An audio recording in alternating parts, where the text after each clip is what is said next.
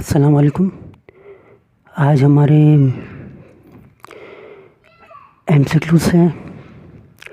40 MCQs हो गए थे। अब जो हमारे एमसीक्यूज़ हैं वो हैं टेक्निक्स, एक्सपेरिमेंटल टेक्निक्स के हवाले से। इनको मैं आपको इसके एमसीक्यूज़ टिक लगवा देता हूँ कि राइट आंसर कौन सा है, और इनकी एक्सप्लेनेशन जो है वो मैं आपको एक वीडियो में अलग बना के दूँगा। हर एक की एक वीडियो बना के दूँगा। पहला जो नाम है ये है पहला एमसीक्यूज़ है the process of filtration is use to. कहता है फिल्ट्रेशन को हम यूज़ क्यों करते हैं। हम यूज़ करते हैं option number B, separate insoluble particles from liquid. Filtration का प्रोसेस आपने अपने घर में देखा होगा। चाय की छन्नी में क्या करते हैं आप, चाय की जो छन्नी होती है और जो कप होता है आपके पास, इसके ऊपर आप चाय की छन्नी रख देते हैं। चाय की छन्नी क्या करती है, चाय की छन्नी जब आप चाय को डालते हैं तो चाय की छन्नी जो है चाय की पत्ती को छन्नी में रख देती है और चाय को कप में डाल देती है।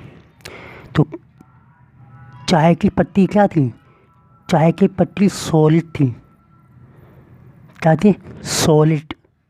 और ये सॉलिड किसके अंदर डिजोल्व था, लिक्विड के अंदर। तो ये सॉलिड कैसा था, इनसॉल्यूबल। तो हम कहेंगे लिक्विड से इनसॉल्यूबल सॉलिड को अलग करने का प्रोसेस फिल्ट्रेशन कहलाता है। फिल्ट्रेशन किसे कहते हैं, लिक्विड से इनसॉल्यूबल पार्टिकल्स को अलग करने का प्रोसेस क्या कहलाता है, ये कहलाता है फिल्ट्रेशन। फिल्ट्रेशन की एग्जाम्पल आपके घर में बनने वाली चाय। तो मैंने आपको इसकी एक्सप्लेनेशन भी दे दी। एमसीक्यू नंबर 2 क्या है, कहता है fluted filter paper is used for.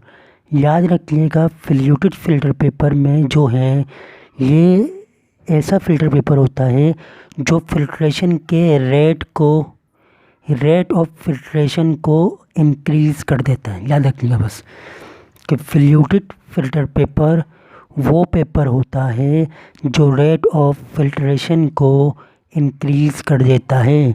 तो फ्लूटेड फिल्टर पेपर हम यूज़ करते हैं रेट ऑफ फिल्ट्रेशन को इंक्रीज़ करने के लिए। इसका राइट आंसर है बी। अब आ जाएं, ऑप्शन नंबर सी क्या कहता है, सी में क्या कहता है, कह रहा है sublimation is a process for the separation of. कहता है सब्लिमेशन एक प्रोसेस है जिसमें हम सेपरेशन करते हैं वोलेटाइल और नॉन वोलेटाइल सॉलिड की। वोलेटाइल और नॉन वोलेटाइल सॉलिड की। क्या आपको पता है कि सब्लिमेशन क्या होता है? जी हाँ, आपको पता होगा कि सब्लिमेशन कहते हैं सॉलिड का गैस में, या कुछ वेपर्स भी कह सकते हैं, वेपर्स में कन्वर्ट हो जाना। कैसा कन्वर्ट हो जाना, डायरेक्टली कन्वर्ट हो जाना। तो क्या कहा हमने कहा सॉलिड का गैस या वेपर में डायरेक्टली कन्वर्ट हो जाना सब्लिमेशन कहलाता है। एग्जाम्पल क्या है इसकी एग्जाम्पल है आयोडीन का जलना। या आपने देखा होगा सिगरेट, आप जो स्मोकिंग करते हैं, सिगरेट किस में होती है, सॉलिड फॉर्म में होती है। जब आप किस में चेंज होती है, गैस में, धुआं निकलता है गैस में। तो सिगरेट एक क्या है, सब्लिमेशन प्रोसेस है। सब्लिमेशन प्रोसेस में क्या होता है, सब्लिमेशन प्रोसेस में वोलेटाइल और नॉन वोलेटाइल सॉलिड अलग होता है। होता क्या है, आपके पास एक सब्सटेंस मौजूद है, आपने इसको गैस में कन्वर्ट किया, तो जो पार्टिकल वोलेटाइल थे वो गैस में कन्वर्ट हो गए, और जो पार्टिकल इस सब्सटेंस के अंदर नॉन वोलेटाइल थे वो यहीं रह गए। तो नॉन वोलेटाइल यहीं रह गए, वोलेटाइल गैस में चेंज हो गए। तो सब्लिमेशन में क्या किया आपने, वोलेटाइल नॉन वोलेटाइल को सेपरेट कर दिया। वोलेटाइल क्या होते हैं, वोलेटाइल वो होते हैं जो रूम टेम्परेचर पर एवापोरेट हो जाएं। क्या हो जाए, एवापोरेट हो जाएं रूम टेम्परेचर पर रखे रखे, वो वोलेटाइल होते हैं। जैसे आपके पास पेट्रोल है, पेट्रोल एक वोलेटाइल लिक्विड है। क्यों है? क्योंकि रखे रखे गैस में कन्वर्ट हो जाता है। और नॉन वोलेटाइल जो नहीं होते, है ना, तो अब एक सब्सटेंस के अंदर वोलेटाइल नॉन वोलेटाइल दोनों मौजूद है ना। क्या किया आपने? इसको सब्लिमेशन करी, है ना, और किस में चेंज हो गया? हीट किया तो गैस में चेंज हो गया। जब हीट करने पे, टेम्परेचर देने पे गैस में कन्वर्ट हुआ, तो गैस में कौन से कन्वर्ट हुए होंगे? गैस में वो कन्वर्ट हुए होंगे जो वोलेटाइल थे, जो क्या थे? वोलेटाइल थे।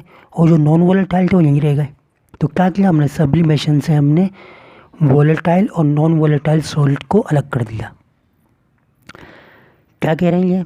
4 कह रहे हैं कि a method of separating a component from it solution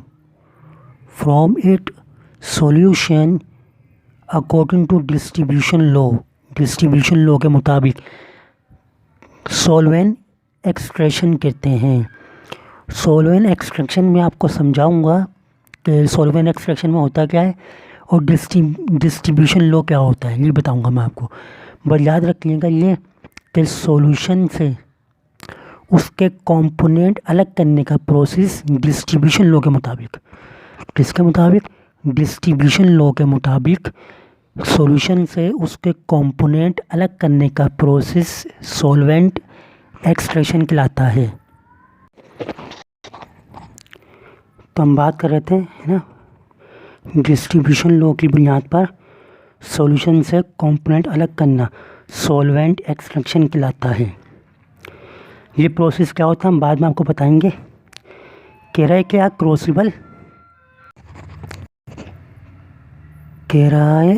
crucible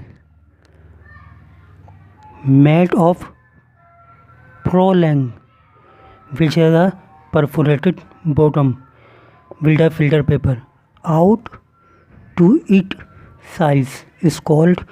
इसका ऑप्शन नंबर ए है गोश। छठा एमसीक्यू से आपके पास सॉलिड और वेपर क्या कहलाता है? अभी बताया था मैंने, सब्लिमेशन कहलाता है। सॉलिड से वेपर में जाना सब्लिमेशन कहलाता है। फिर आपके पास है the process of separating solid और suspending particles from liquid by passing to a filter paper, filter medium. तो क्या कहेंगे हम इसको? फिल्ट्रेशन कहेंगे। D answer. सेपरेट करना फिल्टर की मदद से फिल्ट्रेशन कहलाता है। The commonest what means filter paper has a number of. तो इसका ऑप्शन है 41 और 42 होते हैं। ये एक्टर लगाने वाले एमसीक्यू से। फिर कह रहा है ऑब्टेनिंग क्लिस्टर हासिल करना क्रिस्टलाइजेशन कहलाता है। आगे पढ़ने की ज़रूरत ही नहीं है। मेटल लिक्विड क्या होते हैं? सॉल्वेंट होते हैं, याद रखिएगा बस, है ना। तो ऑब्टेनिंग क्लिस्टर हासिल करने का प्रोसेस क्रिस्टलाइजेशन कहलाता है। लास्ट है कह रहे a solute distribute between two immiscible liquid in a constant ratio of concentration in respect of the amount of solvent added. This is called option 1 है डिस्ट्रीब्यूशन लॉ। सही है। पहला ऑप्शन क्या मैंने? डिस्ट्रीब्यूट होते हैं। कैसे होते हैं? कांस्टेंट रेशियो में होते हैं और इररिस्पेक्टिव ऑफ सॉल्वेंट होते हैं। और कैसे सॉल्वेंट होते हैं? लिक्विड इमर्सिबल। डिस्ट्रीब्यूट होना इमर्सिबल लिक्विड का, constant ratio, irrespective of amount of solvent. तो इसका ऑप्शन हो जाएगा हमारा डी, ए डिस्ट्रीब्यूशन लॉ। ये था मेरा आज का टॉपिक जो हमने 10 सेंटेंस कर लिया। चैनल को सब्सक्राइब करिएगा और मैंने इसकी एक्सप्लेनेशन भी कर दी है। मेरे चैनल को सब्सक्राइब लाजमी करें ताकि मैं वीडियो बनाऊं और मेरी वॉइस का मसला है तो वो बहुत जल्द सॉल्व हो जाएगी। Thank you.